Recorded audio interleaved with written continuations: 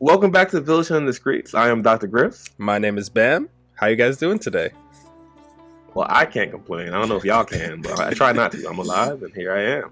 Yo. Oh, and I see my boy representing with the Jamaica headband. I had to take it back. You know what I'm saying? Yo, before I had the hair, I went to college, right? And the haircuts was too expensive, and I was like, yo, I can't afford these haircuts. So I was like, what if I got a bandana? You know, I wasn't in the hood anymore, so I could start wearing bandanas. You know what I'm saying? Yeah. So I got a bandana, so I never had to get a shape up. And then my hair started growing, and fast forward a couple years, the locks came in, and that's how Dr. Griffs was born. So wait, that was your logic. Your logic was like, okay, I'm not going to pay for a haircut. So to hide my hairline, I'm just going to put on a bandana. And then you grew out, your hair got so big, you're like, oh, I guess dreads are an option now. That's exactly what happened. yo, poverty inspired a lot of my fashion. If y'all don't know me, I wear a lot of like my pants and socks. Mm-hmm. So what happened was I came to college and I had some short pants. You know, they might have been hand-me-downs or something like that. And I was like, yo, if I put my socks over them, you can't tell they're short. And then that became kind of my look. And, you know, I ride a bike, so it actually makes a lot of sense for my pants to be tucked into my socks. But that's kind of how it happened. I've actually never seen, like, is that a thing that people that bike do? Like they naturally put their socks in their pants or something? Like, I never seen that. I think a lot of bikers either wear short pants, but like I've seen bikers put their pants into their shorts. I mean, like their pants into their socks. You know what I'm saying? Because for me, it actually happened. I was biking and my pant got stuck in the pedal. Oh, that's some real stuff. You know what I'm saying? So, because I wouldn't say recently. I think, well, yeah, time sure flies. But I think 2019 was like when I actually learned how to ride a bike. Because I was like 2019. Never. So you were 20 something. Yeah. First time I ride a bike? Wow. Yeah. Because the first time someone tried to teach me how to learn a bike, this was during elementary school, and it was on a field trip. And like my friend, cool dude at the time, but like my friend was like, "Yo, Chris, like you don't know how to ride a bike yet?" I was like, "No, never had a bike. You know, I had a scooter, I had skateboards, so I knew how to ride skateboards, I knew how to ride a scooter, but I never learned how to ride a bike." And then my friend was like, "Yo, bro, you're gonna learn today. It's mad easy." I was like, "I bet, let's do it." So, context: we're on top of this hill, right? So we're on top of this huge hill. Like I don't know how far down it was, but for me, when I was like, I guess maybe 11 at the time. Like it was a huge hill, right? So we're on top of this huge hill. I don't even know how he got his bike to the top of the hill, to be honest. And so we're just on this hill, and he's like, "All right, Chris, we're just gonna get your balance down." So I'm like, "All right, cool." So I sit on the bike, and everything kind of shaky, kind of wobbly, whatever. And so we're on this hill, and like he starts pushing me. So we're pushing, he's pushing me, and like I'm trying to get my feet on it, but it feels very unnatural, you know. And then he just pushes me. And he says like, "Hey, bro, you got it. I don't know how he thinks I got it because my feet aren't even on the pedals whatsoever. So, so like the bike is moving, and I'm just there like, oh shit, like how do I control this thing? How does it control this thing? And I'm getting closer and closer to the edge of this hill, and he's like, "Oh wait, stop, Chris, stop!" And I can't stop. My feet are on the pedals. I don't know how these controls work. And then I just start going all the way down the hill, and I'm moving so fast, like the wind's blowing in my face, and I'm just like stunned. I have no control over this thing. I don't know how to properly stop this. I don't know if I should jump off. Like, will I die if I do that? I don't know. So someone just so happened to be walking in the path of my descent down the hill, and then I hit that person and like just crash, like crash all over the place and everything. And that person is like, they got like a busted lip and bleeding and stuff. And I'm like, "Oh my gosh, are you okay? And I look at the person, and it turns out to be the sister of the person that was teaching me how to ride the bike. What? Yes, it was his little sister from, because this was 5th grade at the time. His little sister from 3rd grade, you know, hit by the bike, like bleeding from her lip. And I look at her and I'm like, "Oh my gosh, are you his sister?" And he's like sprinting down, and he's like, bro, what do you do? Like, you just hit my sister and everything. And then, like, you know, we got some adults come through, and then I think like 30 minutes later, he comes over to me saying like, hey man, you know, maybe riding bikes isn't for you. 5th grade. Yeah, 5th grade. That's a traumatic experience. You know what I'm saying? So I never touched a bike ever since because I never needed to ride a bike. But then no, yeah, I wouldn't either. and then my girl was like, hey, let's go on a date. And I was like, all right, let's figure out what we're doing. And then she brought up the idea of like bike riding, and I was like, I don't know how to ride a bike. And she's like, well, you're gonna learn today. And I was like, all right, let's figure it out. And he said, is there any hill involved? Is there a hill involved? Yo, you know there's a bike path in Central Park. So like mad curves going down mad hills and everything. It was great. So I was like, man, you only live once, so let's do this thing. So I learned how to ride a bike that day, and going down the hills and turns and stuff. And I was just like, yo, well, God, if this is my time, it's my time. But I'm gonna just live my life. But it worked out. So now I know how to ride a bike. If the saying is true that once you learn how to ride a bike, it's like you got it. You never forget. So if the saying is true, I should know how to ride a bike now. There's truth to that.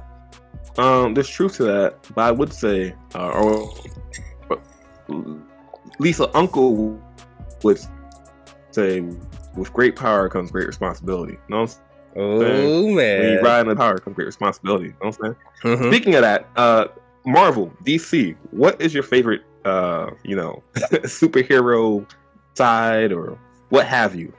Bravo. My favorite movie or favorite character from Marvel or favorite Marvel or DC? Which one do I prefer? Or yes, this guy. yes. All the questions. Yes. That's a good question. Because I grew up with DC. You know. Oh, really? Yeah. So I think like on Cartoon Network we had Justice League. Yeah, and Justice League Ultimate. Mm-hmm. Or was it Justice League Unlimited? Was it? Unlimited. Yeah. Mm-hmm. So we had Justice League Unlimited, and then we had Teen Titans. I forget what channel Static Shock was on. I think it was on Cartoon Network as well, right? I feel like it was on Kids WB. Static Shock was on Kids WB. Okay. Kids like 11. Possibly. I don't remember what channel it was on. No, actually, it was not on Cartoon Network, because I remember being like, "Yo, why is Static Shock not on Cartoon Network?" So, that's racist. It's like the only black superhero we got is Cyborg. Come on, yo, let's and Green Lantern. Yeah, Green Lantern. Oh yeah, Green Lantern was mad cool. But anyway, so like, I grew up with DC. And the only other Marvel show that I was aware of was Spiderman and X-Men. But I did not know that X-Men was Marvel in the first place at the time. You talking about the 90s Spider-Man X-Men, right? Mm-hmm. Okay. Yeah. You remember X-Men Evolution? Yeah, when they were like skinny and when they're like teens and stuff like that. Yeah, I remember that show. Yeah, that was my show. I was like, man, where's my X gene? Where's my mutation coming through? Like, I'm trying to go to Xavier's Institute for Gifted Individuals. Like, I hear you. Mm-hmm. You remember the Spider-Man on MTV? There's a Spider-Man on MTV. Spectacular Spider-Man? No. That was like a cartoon, a Saturday morning cartoon. The one you're talking about, Spectacular. Yeah. Spider-Man. Was there a live action? There's a live action MTV Spider-Man? It wasn't live action. Well, at least the one I'm talking about wasn't live action. It was like CGI for the whole thing. Whoa, I never watched that one. It was kind of, if my memory serves me correctly, it was kind of like you had a Spider-Man in the 1990s. That was kind of a kid's cartoon. Yeah. MTV one, it was like teen to like young adult targeted. Oh, so more mature. It was definitely much more mature. Yeah. Yeah, I don't think I've watched that one. Did it have like a particular name to it, or was it just Spider-Man MTV? I would assume it had a name to it, but I remember it being Spider-Man on MTV. You know what I'm saying? Yeah, we'll add pictures and everything in this, but like, yeah, it was a show. It was a show. If I remember correctly, watching it, however young I was, it was a cool show. It was a cool Spider-Man show. Interesting. Okay, because like the only channels I was watching when I was a kid was Cartoon Network, Disney Channel, Disney XD, And Nickelodeon. That's like 32, 33, 34 for you? Yes. Okay. Only the 30s matter to me. When I was a kid. I think sometimes I had to watch Animal Planet sometimes. Oh, you had the cable. Heard you. Oh, you had Discovery Channel. That was like what? I think that was like channel 27 or something like that. I don't know. 27, 28. Maybe I'm bugging. I had Optimum at the time. Oh, I think I had IO. You had IO? We're not sponsored by... No. We don't even have cable right now. We're broke college grads. Just talk about our experience, not sponsored by anything. We're very neutral about our experiences as children and stuff, right? If Disney Plus trying to sponsor us, somebody like that, let us know. We would it. Whatever company wants to sponsor us and you have competition, fuck that competition. We don't care about it. Like I said, sometimes we go off script. He's like, yeah, no, I don't go off script, but sometimes my co-host goes off script. Your words, not mine. But yeah, okay. So you were a DC kid growing up. I was a DC kid growing up, and then honestly, it was the Marvel Cinematic Universe that drew me over to Marvel. You know, it was like, Marvel is what's the cool thing now for me. Like that's the thing that, like, you know, when I think about superheroes, Marvel always is on top now. But when I was younger, for sure, it would definitely DC. The definitely DC vibes, they were hidden, but now it's like Marvel. What about you? Wait, so for clarification, growing up, who was your favorite superhero growing up?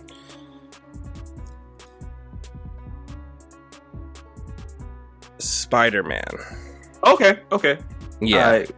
I will say it's Spider-Man for sure. Even though you were a DC person, Spider-Man was still your favorite superhero. Yeah, because I feel like he was the most relatable to me, and I feel like, especially when I was younger and even some aspects of myself now, if I were to be a superhero, I think I would behave in a similar manner to Spider-Man. You know, like whatever my superpowers would be, I think I still would, in order to handle like the fear and the seriousness of the situation we're in, I think I would like crack jokes or be sarcastic with whatever villain I'm fighting with, just to give me more courage in the situation, you know. And the fact that Spider-Man he's one of those heroes that is just genuinely considerate of, well, some iterations in the comics kind of makes him sound like an asshole, but generally speaking, what I've seen of him, he's generally considerate of civilians and generally considerate of like even a villain he's fighting, you know. So there's a level of empathy that he brings to it, and he also has this level of just being like very relatable. Like he's not this, the only privilege Spider-Man has is his powers. Like everything else about him, well, you know, he's white, but everything else about him, he's very like, you know, raised in a similar environment that like I was raised in, went to, I guess, like the public school system. I guess some iterations of him have him like in a more like smart school type thing, but still the vibe is like very like whatever New Yorker struggles he had, like I can feel and resonate with those struggles too.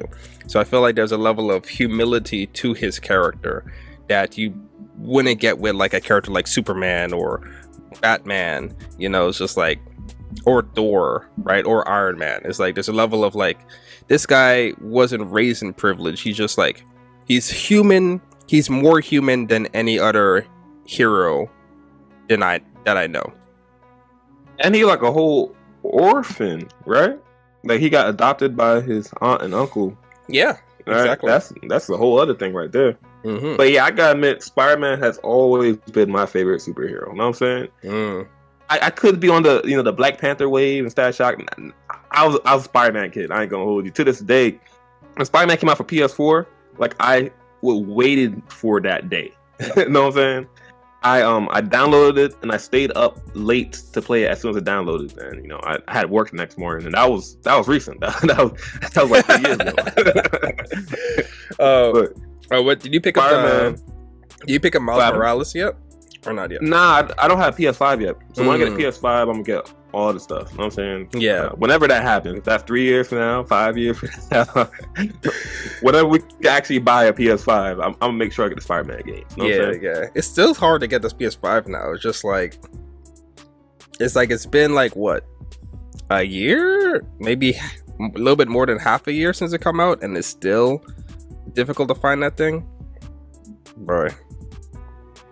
Heard you got like sell a soul, sell a kidney, give up your firstborn to acquire it. But Spider-Man for me, like even if like on my laptop, there's a sticker of Spider-Man right when I'm looking down right now. And the Spider-Man movies would always come out around my birthday. It was always like a late May, early June. Not to say that we went to the movie theaters to see it. I'm not saying that, but I think we might have went maybe once or twice to see it in a theater. Maybe I'm projecting. Maybe I'm inserting false memories. But the point is, Spider-Man has always been one of my favorite movies. Spider-Man 2, the original Spider-Man 2 with Doc Ock, that went hard. I ain't gonna hold you. That's my favorite That's my favorite Spider-Man movie, honestly. Even with the new age Tom Holland Spider-Man. Yes. Oh wow. Yeah. Wow. Yeah. Wow. Like the original Spider-Mans in terms of the acting and like the storylines, I feel like they just hit harder than the Marvel ones. I think it's kind of weird to say, but I feel like there's like a lack of, when it comes to the Spider-Man franchise in the Marvel Cinematic Universe, there's a lack of realism. There's a lack of realism to what's going on. Although, like, I enjoyed it a lot, and I think Tom Holland does a great job as like a young version of Spider-Man. I don't know how well he would do as a early 20s Spider-Man. Because that's what we got with what was the name of the actor that played the original? Tobey Maguire. Tobey Maguire. And the other one is Andrew Garfield. Yeah, freak that. In case you're wondering. Yeah, let's not talk about that one. That one. I enjoyed those movies, but I feel like when you compare it to the other Spider-Man iterations, it's not slapping for me. It's not slapping. But the Tobey Maguire. This is what I would say. Okay. Tobey Maguire had the best Peter Parker. Yes. You know what I'm saying? Yes. My son was down bad. He was broke. Gosh, like he needs to be a hero for hire, bro. He was disrespected by his job, by his landlord, by his girlfriend at times, by his best friend. My son had it bad. He was out here swinging. He was doing Uber Eats before Uber Eats even came possible. He out here swinging pizza from skyscraper to skyscraper. Had it bad. I ain't going to hold you. He had it bad. And him as a Spider-Man, he had the quips. He did. He wasn't consistently like having jokes back to back. You know what I'm saying? Mm-hmm. I would say Andrew Garfield. Yeah, his quips were on point. His quips were on point. Yeah. But his Peter was weird. His Peter was cool. Yeah, Peter was not. Peter was not supposed to be cool. Peter's not cool. Like that's the weird thing about it. Yeah. Yeah, he was skateboarding. He just seemed like an outsider, whereas Tobey Maguire, he was just a nerd, so no one liked him. You know what I'm saying? He was a broke nerd, so he got bullied. Yeah. You know what I'm saying? But Andrew Garfield, he just seemed like sitting in the back at the lunch table because he wants to. You know what I'm saying? He wasn't ostracized. He ostracized himself. So that's where he kind of fell apart. And Tom Holland, he does a good young Peter. You know what I'm saying? He's a fun character. I feel like for me, man, Tobey Maguire, he's golden. He's golden. You know what I'm saying? And I also feel like the difference between because I wonder how it is, because it's not just a character, it's also the environment that character's in that creates contrast for that character. Tom Holland's Spider-Man he's a nerd just like the original Spider-Man. Yeah. Oh, okay. Yeah. But he's in a school where everybody is a nerd.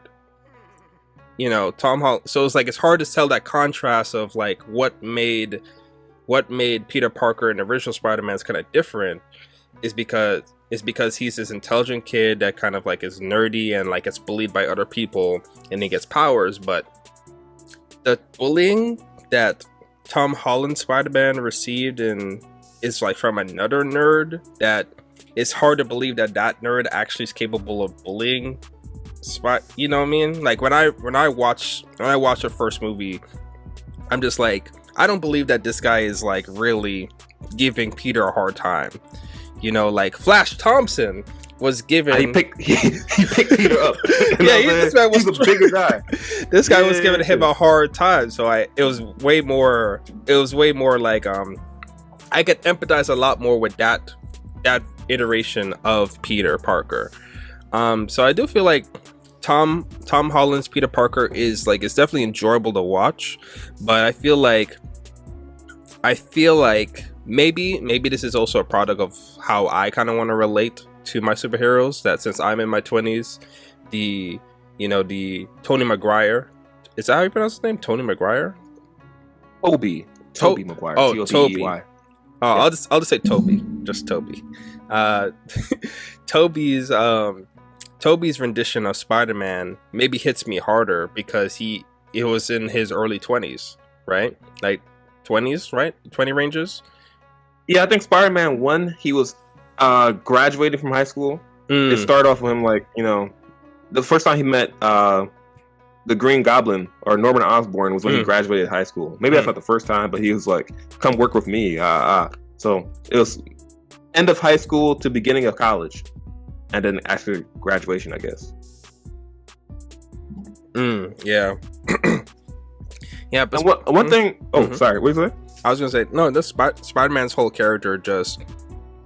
I just love his quippiness. I love his power set. I love how he uses it.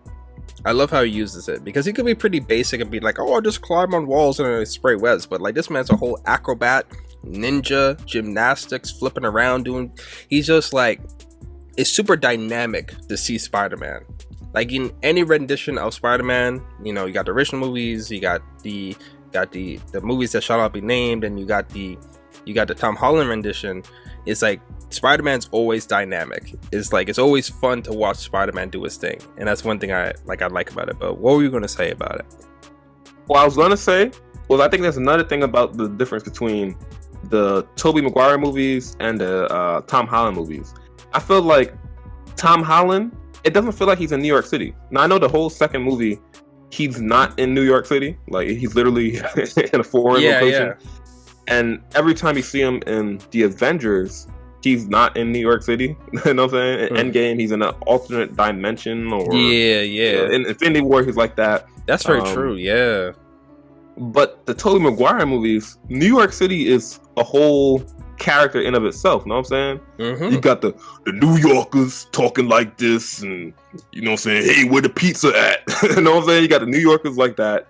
You got the train station, the whole fight on the train. What's more New York than that? You got the beginning of the ending of Spider-Man. You got the New Yorkers throwing bottles at Green Goblin on the bridge. That's a New York thing to do. That is so true. It's like you just feel like you hit the nail on the head perfectly when you said New York felt like a character within itself. Like that hit perfectly. And, you know, that's interesting because Tobey's Spider-Man felt like he was raised in Queens. Yeah. Like he lived in a house. You know what I'm saying? I couldn't relate to that watching it. You know what I'm saying? I lived in an apartment growing up. But I was like, he lived in that house. But you can see when he gets to the Spider-Man 2 era, he's living in a whole apartment. He looked like, not in a projects building, but he's sharing a bathroom at the end of the hallway. Like he's not living on Times Square. I'll tell you that he's not living there. He's definitely not living there. But Tom Holland Spider-Man feels like he lives in Manhattan. Like he gives off the vibe of like, I was raised in Manhattan. Like, you know, I pay $7.50 for a BLT. Like you get off that vibe. Okay. Yeah, he doesn't seem poor. Tom Holland does not seem poor. You know what I'm saying? He got his best friend Iron Man for one. You know, that symbiotic relationship. See how they did symbiotic? Mm-hmm. That relationship right there is kind of like, oh, okay. I get it. I get it for this day and age. You know what I'm saying? Because the MCU is the MCU. But like the original Tobey Maguire, my son was on himself. He was by himself out here deciding between paying rent or, you know, saving somebody that house about burned down. Like, he was really struggling unnecessarily at times, but he was struggling. I was like, he needed a financial advisor or something, because it was not for him to be that smart. Like, because the Tobey rendition of Spider-Man is still like an intelligent, it's still like an above average, super smart person. Oh yeah. So for him, like, it's like, I feel like you could have just read like 5 books on basic financial literacy, and you could have figured out a way out of your situation, right? It's like, why don't you take those numbers you do to like making your stuff that you do, and just put that to the stock market? I don't know. It just felt like okay, like, you're struggling, but you're too smart to be struggling. You know. I see what you're saying. Do you play games at all? Yeah, of course. Do you have a PS4 or anything like that? I had a PS4, played Spider-Man, so okay. Yeah, I would say that's what I want to talk about. I feel like that game had a good representation of Spider-Man. You know what I'm saying? Oh yeah. This guy, like, him and Tobey Maguire, they probably the best representations of modern Spider-Man. I don't really remember the 1990s version too much. Yeah, you know what I'm saying? But like, yeah, the video game, him 23, 24, living by himself, getting the rent notice, and like, I feel like that was cool, depicting what a modern Spider-Man is going through in these times. I like that version of Spider-Man, because one detail I like in the game that I like, Insomniac is the creator of the Spider-Man, the most recent Spider-Man games. One thing I love that they do in that game, the attention to detail of, like, you ever notice when you're like fighting on top of a building and you kick or push like a villain off the side of the building? That was the first thing I tried. I think I got the web swing. I said, and like, what does Spider-Man do once you like kick the character off? It's like he has a web attached to them. I was like, okay. I tried. He said, I tried to make Spider-Man catch bodies, but he didn't wear the black suit. He didn't wear the Timbs. He didn't have that Air black Force Ones. He didn't have that black Air Force energy ready to go.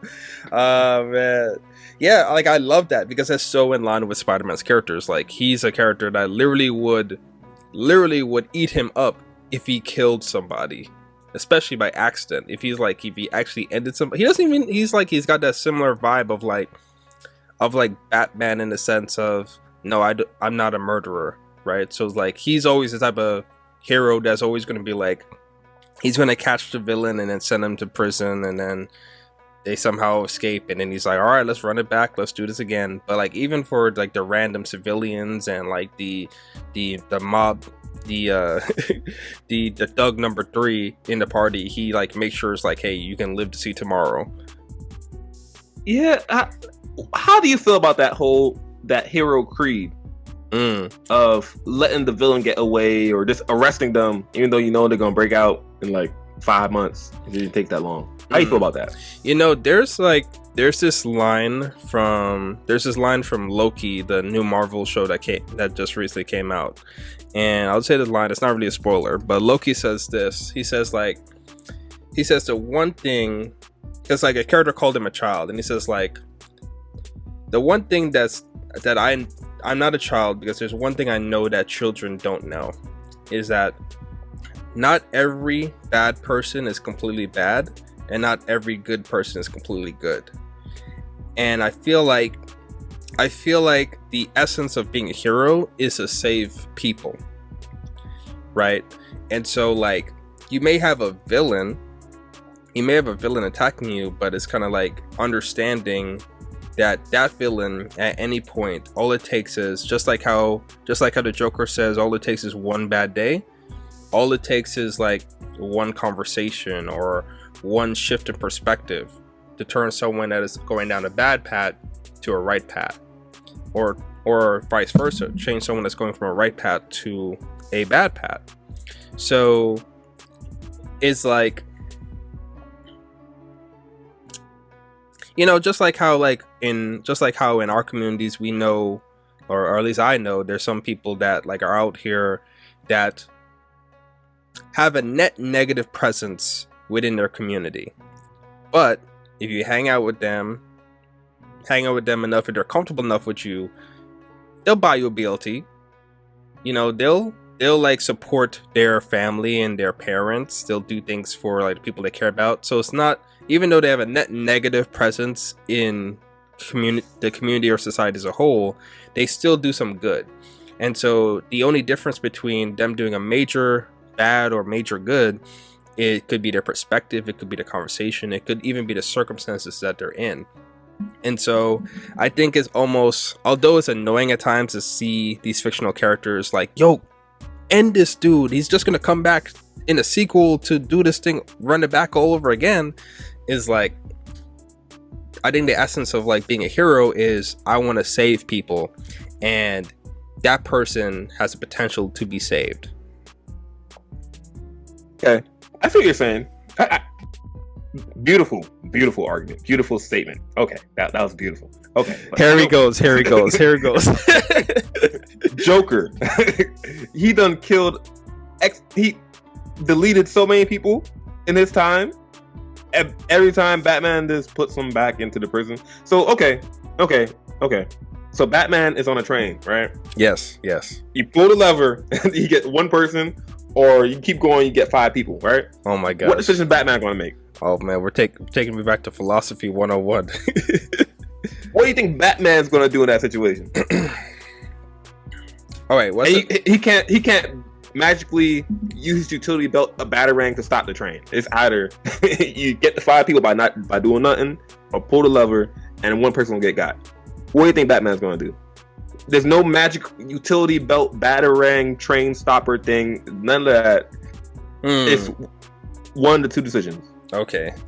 Yeah, that's a tough one, because it always feels like there's a way out, especially when they're watching like Saturday morning cartoons. There always seems to be a way out. I think like if Batman's smart, he's going to create the least amount of impact. So like he's going to take out the 1 person over the 5 people. If he's intelligent. He's going to take out the 1 person instead of getting out the 5, 6, 7 people. So that's how you think about the Joker, yes. I think it's an easy number game. It's an easy number game. And I remember watching the Batman Under the Red Hood, the cartoon movie thing. Yeah. And he was like, the Red Hood was like, yo, why don't you just take him out? Like, we're not talking about Penguin. We're not talking about Mr. Freeze. We're talking about the Joker who took me out. You know what I'm saying? He tortured me. Why don't you just do it? And he was like, well, if I take out the Joker, then I can't stop taking out anybody. I'm going to go on a slippery slope. I'm going to take everyone out. And Robin or Red Hood was rightfully like, what are you talking about? This is just one guy. He's done so much bad. And Batman's like, you know my code. Nah, son. But check this out. Check this out, though. Because although, like, I feel like it's hard sometimes, because there's sometimes I agree with the Red Hood aspect of things. But it's also like Batman does have a point, because if you look at the Red Hood, like, what's his main weapons he's carrying around with him in that movie? 2 twin Glocks. I ain't gonna hold you. Right. Shooting up the club. Right. So like, if you like bring the intention to like, okay, I'm gonna kill this guy because he needs to die. Understandable. But because the Red Hood had that mentality of I'm gonna kill this guy, he's going to position himself with the tools to kill that guy. So now his main weapons that we see him fighting with in the movie is guns. So what happens when Thug number 4 runs up on him? That Thug number 4 has 3 kids at home. He's like, is he going to pull out his batarang? No, he didn't bring it. He brought his Glock. You get what I'm saying? So it's like, you being prepared to kill one person puts you in a position where you're prepared to kill other people in order to kill that one person. I see what you're saying. And there was a comic book where he said, you know why I didn't really kill him? Because I'm afraid if there's someone worse that comes up after me taking out Joker. I remember her saying that, but I at least like break the guy's legs, rip his arms off, or something, make so he can't. I would definitely disable. I would definitely like paralyze the person for sure. Like I definitely like so on the Joker. Yeah, like he definitely not walking for sure. Like make sure he, like, you know what I'm saying? Put him in a vegetative state. If you like, do something because it's slap on the wrist, handcuffs. That obviously is not working. Yeah, it's not working. Yeah. Ain't the definition of insanity doing the same thing over and over again, thinking a different outcome? Yeah. You had to have a little bit of variation. How many times did Batman arrest the Joker? Yeah, I feel like maybe Batman should have, like, if he really wanted to, he should have put that. If he wanted to actually reform the Joker, maybe he should have taken more steps towards actually reforming him. So like you capture him, but you put him in your own Wayne-funded institution, and like you be his therapist and shit, and you wait until you know for sure he's good. Yeah, cause he's a whole liability. Don't put him in Gotham. You be his babysitter. Watch Joker all day, talk to him, play dominoes with him, play Uno with him. Like, yo, Joker, what's going on? I just really didn't understand. Because clearly, no one in Gotham is ready to. No one in Gotham, Blackgate, wherever you put this man, he always comes out. So Batman, just stay with him for a week, go on vacation with him. You know what I'm saying? Do something with him because the system is not meant for Joker. Yeah. And if I'm running these prisons, asylums, I'm taking Joker out as soon as he get there. That's a whole fact. It's a wrap. That's a whole fact. The whole system broken. Yeah, because you gotta sit there and think, like, if he keeps, all right, first time, all right, put him in prison. Second time, all right, second time, more people died. All right, I'm gonna put you in prison again. The third time he breaks out, come on, yo, you gonna put him in the same prison again? The same prison that failed to keep him locked up twice? I don't know, man. I don't know if you're gonna put him in the same spot twice. Avatar: The Last Airbender or Avatar: Korra. Mm-hmm. The way they put the 4 people in prisons, that was a good prison system. Oh yeah, that prison was. They weren't escaping. They put them in a mountain. They put them in the middle of a volcano. They put them in an ice bucket. Like they really was like, yo, y'all not getting out. Like they went the extra mile to make sure these 4 individuals, like y'all, like it literally took like an impossible event, yes, for them to escape. Literally impossible event. Yes, they didn't have that same energy with Joker. That's all I'm saying. If you're not gonna, give him the needle, give him the chair, you gotta do something like that. Yeah, put him underwater somewhere. You know what I'm saying? Yeah, do something. Like one thing I also think about when it comes to superhero movies and stuff is the conflict between Captain America and Iron Man, like where they kind of had that idea of Iron Man. Do you remember watching Civil War? Okay, so the main conflict in that between Captain America and Iron Man is that Iron Man is saying like, yo, you remember what happened in Age of Ultron, right? Because we operated independently of government officials and stuff, we took it upon ourselves to enact justice and enact what we believe is right. But what Iron Man was coming from the point, no matter how smart he is, and he's pretty intelligent, and no matter how smart or righteous we all are together, it doesn't give us the right to invade other people's countries and tell them how, and basically invade their space and mess up global policies and stuff just because we believe it's right for us to take out these people here. And so what Iron Man was saying, that we need people, literally government officials, we need people that are world leaders to be governing us, because we can't just be breaking in and breaking political policies and then we start a war that we didn't know was going to happen and create all these ramifications. We need actual approval from these bigger officials. And then Captain America's point of view was I see what you're saying, but I don't trust. I've seen powerful people get corrupt. And so Captain America trusts his sense of justice and freedom and what's right way more than these bigger officials and everything like that. So that was the main conflict between Iron Man and Captain America. And I always thought about that, saying like, it was ironic that Captain America had that point of view, and it's like, man, I'm not even America. I don't trust it. Like, I'm for the American dream, you know, freedom for everybody and everything, which I felt made Captain America stand out more as a character for me, because before I was like, Captain America, he kind of a whack character. All you do is walk around with a shield and everything. You big dude walk around with a shield, but like when he said that line saying like, yo, I don't represent America, I represent the American dream. And I was like, damn, like me as a, you know, like a black man raised in America, that kind of hit, you know. It's like that's a bar. I hear that. Yeah. So I think about that. I think about that quite a bit, about who is more right, because they both have a point. You know what I mean?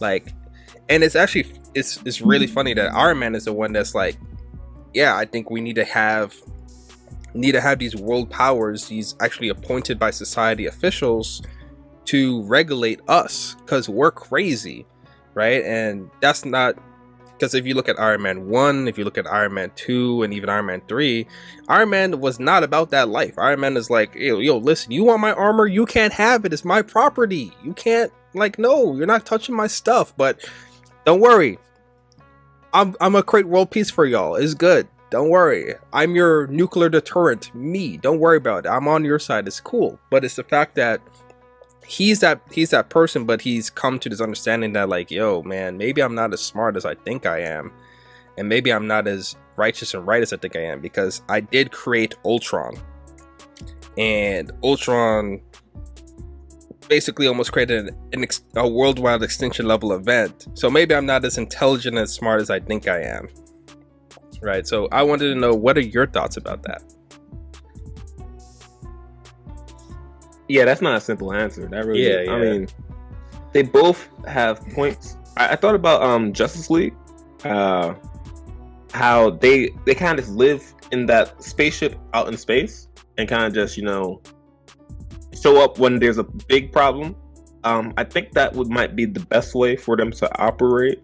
Not to say that like little problems aren't as important, but like, I don't think I really see too often Superman stopping someone selling narcotics on the corner. You know what I'm saying? You don't really see that. You know what I'm saying?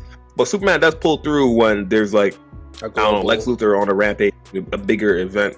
I think maybe regulation to that level. Mm-hmm. And if a cop or like a sheriff calls you in like, hey, we really need some help down here, that's when you pull up.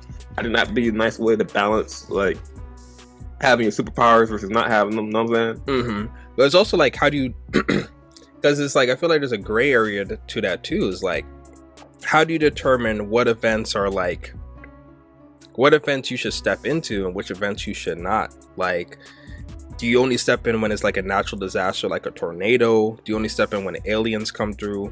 Or is it okay for you to step in if you see like a third party from like some other country like run up into like a small community and try like, you know, ending people's lives there?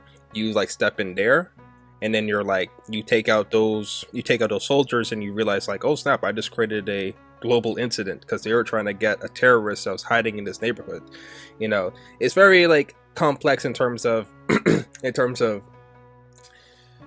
how do you decide what is the appropriate, who do you save, which problems do you deal with, you know? I think for superheroes it could be a numbers game for superheroes. Like, if the event has only one person at jeopardy, maybe the full Justice League shouldn't be the one to pull up. Now, I don't want to say everyone isn't, you know, valuable, but you know, there's levels to value among society. You know what I'm saying? The president walks around with the whole CIA. You know what I'm saying? Yeah. Whereas the homeless guy on 125th Street is just a homeless guy on 125th Street. So like, even in society, we assign levels to people. Yeah, levels of priority in terms of protection and stuff. Yeah. So I would say maybe superheroes should operate in the matter of, if X amount of people are at jeopardy or in danger, we should step in. If it's lower than X, then we'll leave it up to local people, you know what I'm saying, like that. If we happen to be on our lunch break walking by and see a crime, then yes, we should probably step in. But you know, if we're in space and someone's getting jumped, yeah, you can't be everywhere. You really can't.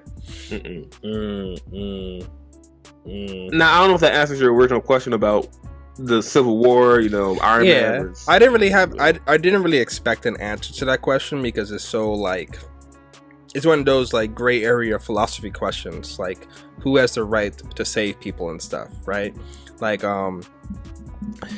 there's this bringing it back to a little bit of anime.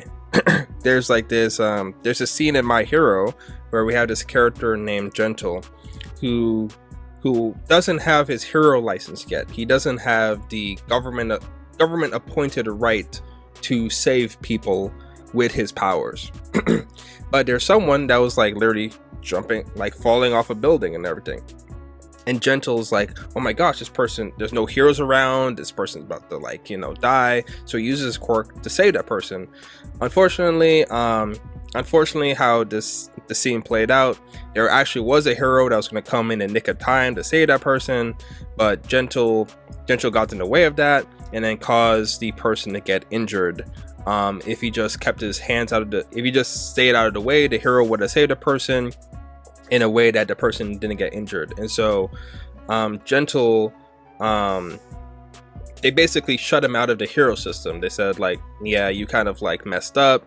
He got sued and everything, and he lost his right to become a hero, right?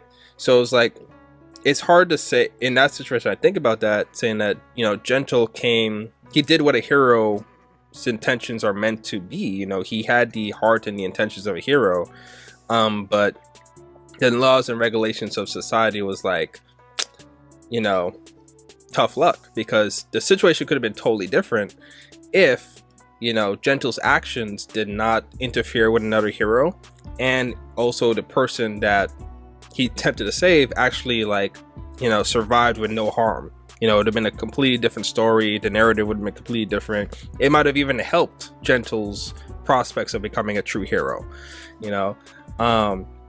So actually, like, when I think about Civil War and like I think about it, it's like Tony has a point, like Tony Stark has a point, but I feel like if I had powers and like Captain America was like, yo, what side you on? I'll be like, well, Cap, your side's looking kind of good. You know, I think I'll rock with you. You know what I mean? Like, I would love that support of that Tony Stark with that money and stuff like that. But you know, I'll rock with you. Because I feel like it's being a hero is very personal. Very personal, right? Like, anybody has a capacity to help and save people, but is like until you make that personal decision to be like, oh, I'm going to become a police officer, or I'm going to become a firefighter or a doctor, it's like, it's a personal decision.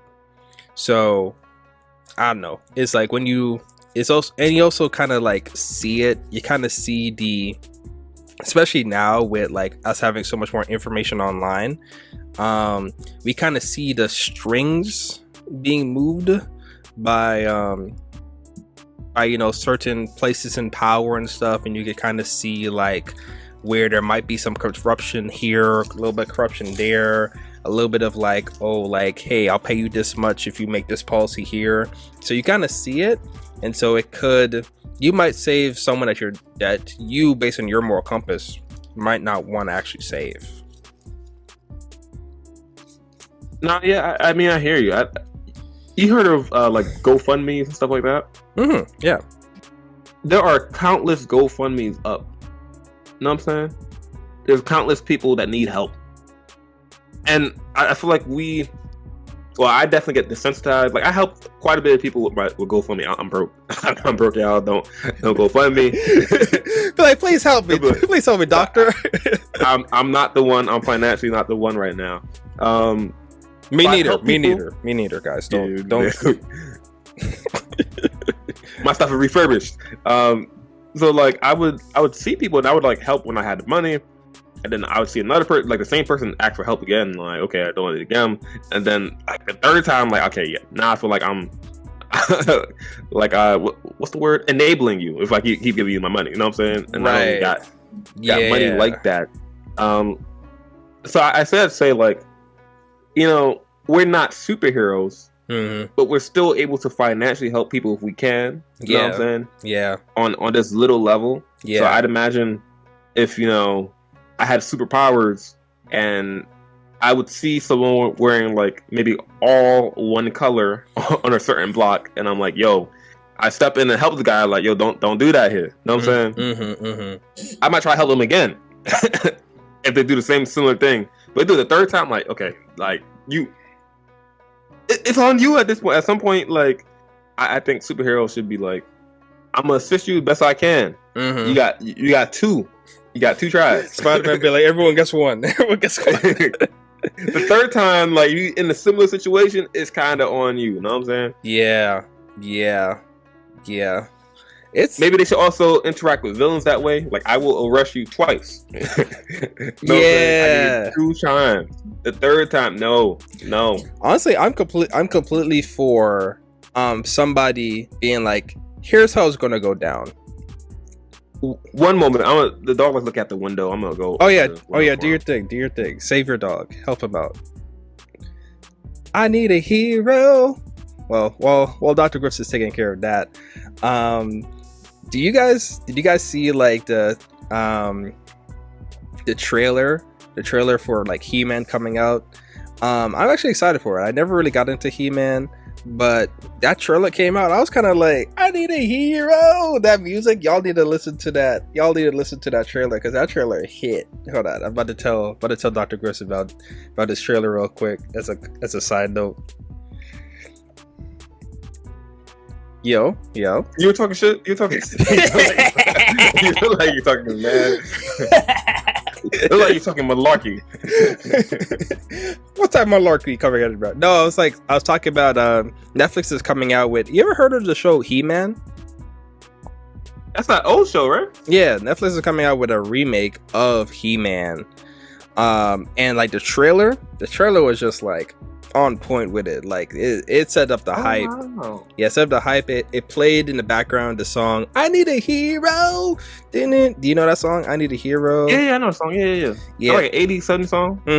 Like the way they put it in, I guess they might have remixed it a little bit. Maybe you know, like your DJ expertise can tell if it's a remake or whatever. But it just hit. The animation was looking good. So I'm gonna watch it when it comes out. I did hear some rumors online that they might be trying to do a 180 in terms of the trailer. The trailer shows He-Man as a main character, but a lot of the people online are saying that they're actually using they're trying to clickbait us by making it think it's He-Man as a main character, but there's actually a different character that's going to actually be the main character, and He-Man's just going to be a side character. Yo, looking at the mailman or something? He wagging his tail. I don't know. He likes staring out the window, yo. He's just been getting into that. That's his TV. That's his TV. That's his TV. Oh man. Yeah, we coming close to the time, so I'll kind of ask you this one last question to kind of get your feeling about it. If you had powers, what would you like them to be, and would you choose to be a hero?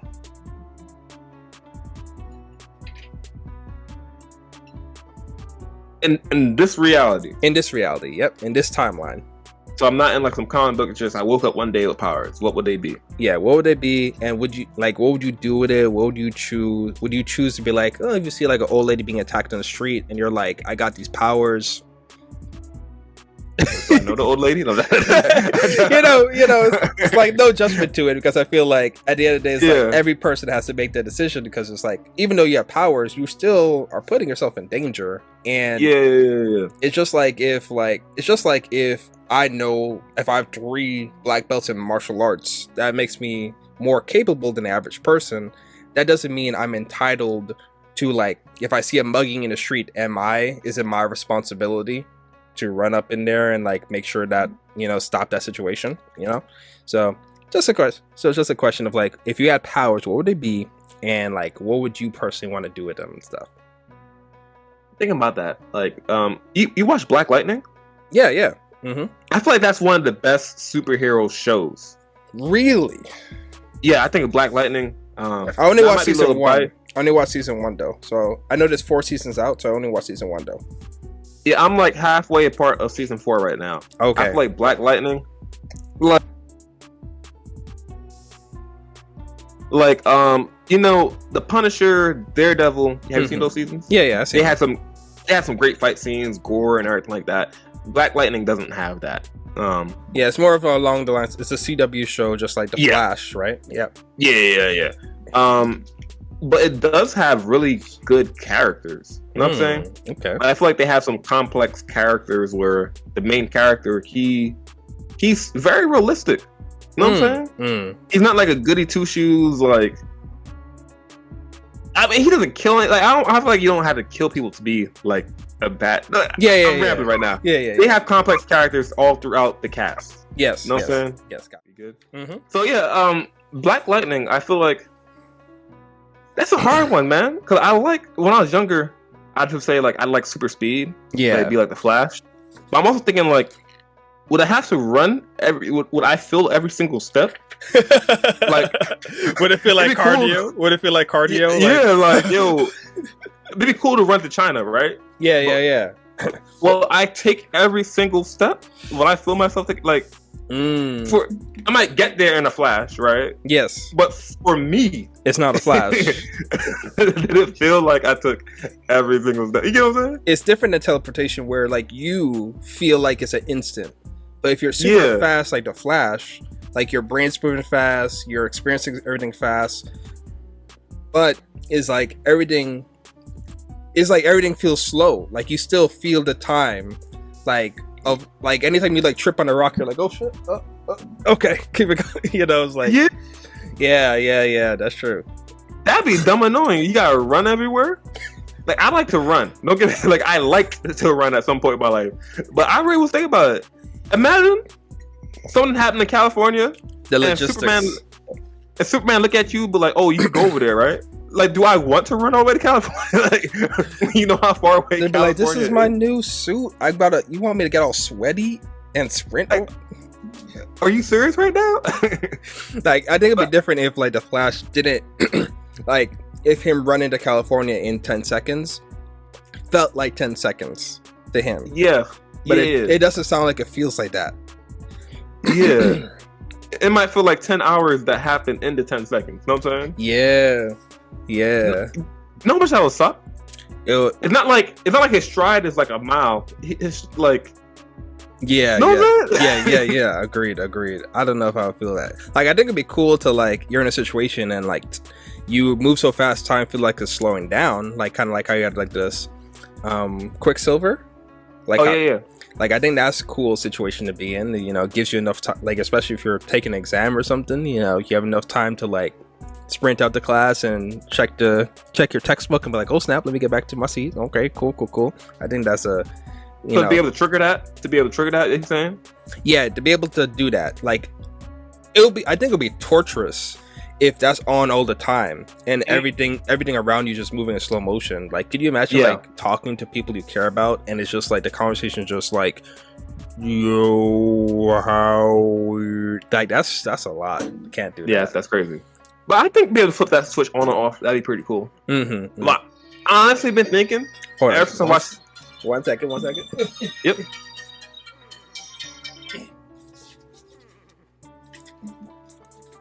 I honestly been thinking ever since I watched Avatar, the water bending powers are actually very practical and useful.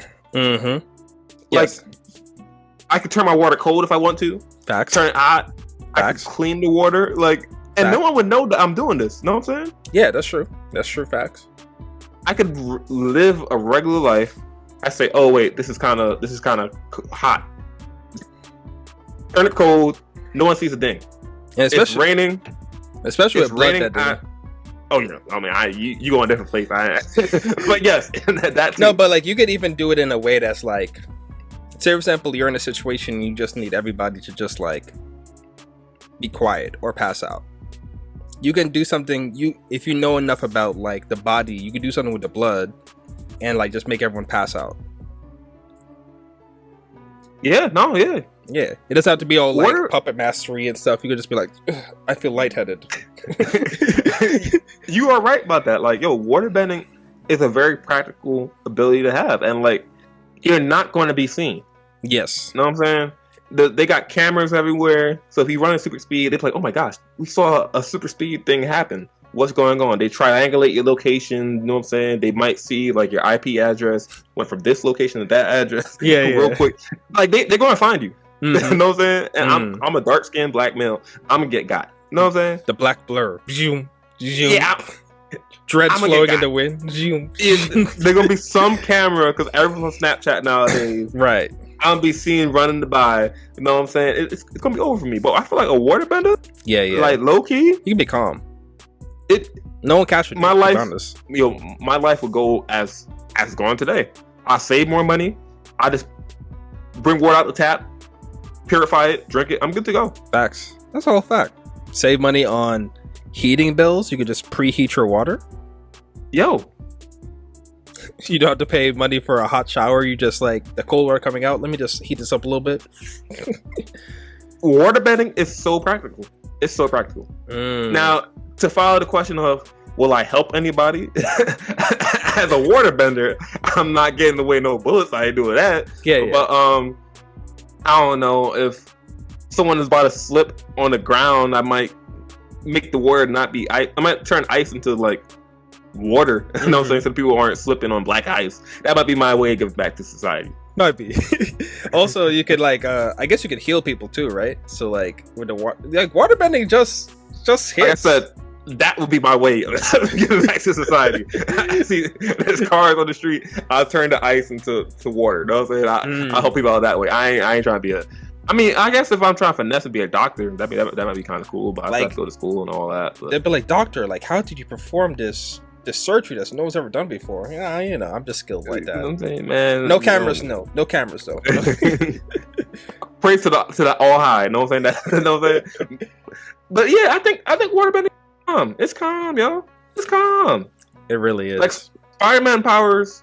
Okay, he can climb walls. He has some strength. Having some strength would be pretty cool, but like you've seen situations where, like, how often do I have to lift up a car? Yeah. That's true. In your day-to-day life, have you ever had to lift up a car? Nope, never. You ever had to climb a building? Yeah. And even with waterbending, if a car's coming at you, there's water in that car. In the carburetor and stuff, you could just bend the water and shift that car out of the way. Especially if it's raining, just wrap some water around that. You got your super strength right there. You might be able to toughen your skin because there's water on your skin to make it different. We haven't seen it in the show, but I'm pretty sure if I had waterbending, I could spend all day practicing. Like, what can I do with water today? You know what I'm saying? Bro, just carry a couple bottles of water with you on the regular. No one's going to pay attention to whatsoever. You're just carrying 2-3 bottles of water in your bag. You got everything you need right there. Everything you need. That's not including the water that's just in the environment randomly. Like someone's just drinking like a Capri Sun and you're just like, hey, I need some of that. You know? You go to the toilet, the bathroom if you want to. That's kind of that's a little weird. I don't know if I got it in me either. If I'm worried, I'm gonna leave some water by itself. You know what I'm saying? Yeah. You turn tap water to Fiji water. You lit. You turn to the Voss, the alkaline water if you want to. Like, yo, waterbender is lit. It kind of is, yo. Kind of is. I don't know what power I would have because when I was younger, I was like, oh yeah, Superman is cool and everything. But honestly, for everyday life, the powers that are more like showy aren't necessarily what you would find the most useful for you. Like for me, I hit the gym and like my strength has been benefit to me. But I will say this for a person that's worked in moving a lot of things around all the time and like just everyday life and stuff, is like if you're a person that can comfortably lift 100 pounds no problem, then that's all the strength you need for everyday life, especially within the country we live in right now. Is like if you can lift 100 pounds no problem, then then you're good. Then you're good for everyday life and its activities, for the most part. I will say this is another power I just thought of. I'm sorry, were you about to say something? I thought I just cut you off. No, you're good. If you had the ability to teleport not only yourself but different items, that'd be a cool power as well. That's actually the power I was thinking about. Teleportation. Yeah, like teleportation and teleporting other objects towards you. That is the most useful shit to me, because like save money on traveling. Boom. You know, it's like, oh, the remote's all the way over there. Oop, got it. You know, it's like, because doing that, you don't need telekinesis. Nah. If I'm gonna be able to like look at someone's look at someone's wallet. I feel like you had the power to teleport things to you. That is the path to villainy. You're gonna be a villain. You can't fight it. Or you could be a very like passive hero. Like if you see someone getting mugged on the street, you see them like, oh, they got a gun, they got a knife. Let me just, boop, I got it. You know, so okay. how they're gonna be like, oh shit, what happened to my gun? And you give the person a fighting chance, or you could teleport that person like a couple blocks away. So you could be a hero on the low without putting yourself in danger. You could. I remember seeing the American Horror Story. There's this one scene the chick could teleport. Show you teleport on top of the gate. Oh yeah! Whoa! Watch where you're going. Watch where you're going, bro. You can't be drunk and teleporting. You teleport in front of a plane, like it's over for you.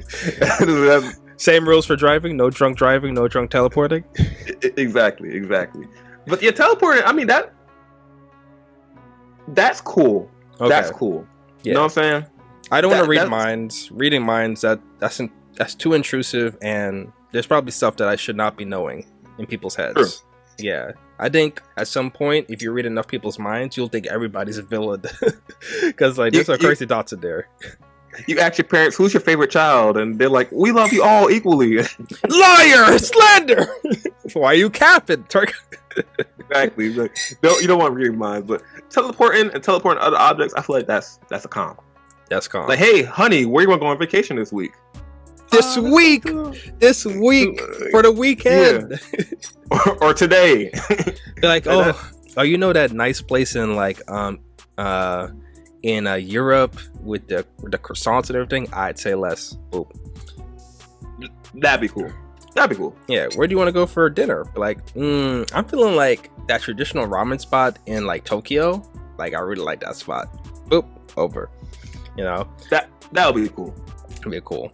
All right, guys. So that's it for today's episode, man. Dr. Griffs, you have any final thoughts you want to leave our peoples? Yeah, feel free to teleport yourself to the comment section and let us know if you have any questions, comments, or concerns, or what would be your favorite superpower. Is waterbending OP in real life? Let us know.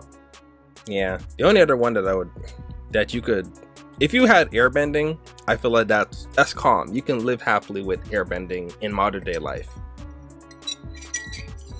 Yeah, but just not as useful as waterbending. Like, you win the jackpot if you got waterbending. Like, you can't be mad. Firebending is like, what you gonna do with that? Light a cigarette? Like, I don't smoke. Like, yeah, maybe be a firefighter. I don't know.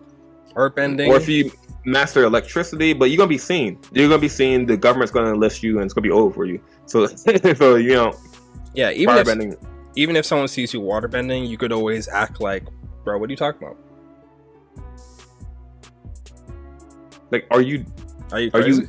Like, I saw you move water. Like, are you inebriated right now? What are you talking about? Are you intoxicated? Like, people around him would be like, this guy's crazy. Like, see him move water. What is this? Yeah, nah. What you gotta talk about? Yeah, nah. Yeah. Mystique has a cool power though. Oh, transform into other people? Yeah, that I don't know how useful that'll be for me. Yeah. But maybe next episode we talk about X-Men and stuff like that. Let us know what powers y'all want us to talk about next. How about that? Yeah. All right, guys. I think we have to end for today. Yeah. I think we had a good episode today. So guys, in the description you'll find links to both me and Dr. Griff's own personal YouTube channels. check us out. Check out Dr. Griffs if you're. Oh, you're going in a little bit of a different direction with your channel right now too, right? That's true. Yeah. So I will start making quality content about quality content. Yesterday I was with the dog and I was like, I was trying to make a video of the, and cause I was like, I need to market my music differently because people aren't going to listen to a random video link. So I said, what if I make a video of a dog and have my music in the background? They'll probably actually watch the video. Oh my god, the cute dog, the puppy eyes, and all that stuff. But they'll actually listen to my music. You know what I'm saying? So I think I want to start making. I think long term, I want to make commercials for businesses. I think quality content about quality content will be my segue to learn how to start promoting someone else's stuff. Yeah. But I think that's what I want to do. I want to create videos and use my self-created sound to make the perfect backing of the whatever I'm doing. So you heard it here first for all 7 subscribers right now. 2 of them might be me. Oh my god. Support yourself. You guys support yourself, yo.